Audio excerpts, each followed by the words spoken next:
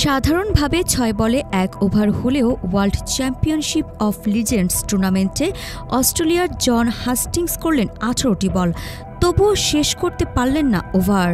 ওয়ালটন এখন দেশের সীমানা পেরিয়ে পৌঁছে গিয়েছে ৫০টিরও বেশি দেশে।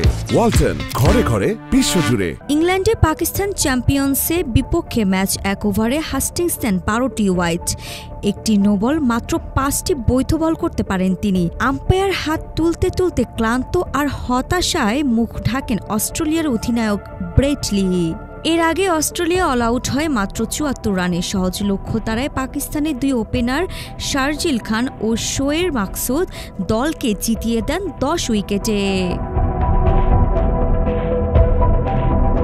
হাস্টিংসের অতিরিক্ত বলে জয়সূচক রান পায় পাকিস্তান।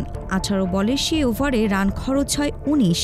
যদি জয়ের রান না হতো আরও কত বল করতে হতো তা কল্পনার বিষয়। তবু বড় হারের পর সেমিফাইনালে উঠেছে অস্ট্রেলিয়া, যেখানে তাদের প্রতিপক্ষ দক্ষিণ আফ্রিকা। আরিফা জাহান পিনন, বিডি আর্কাইভ।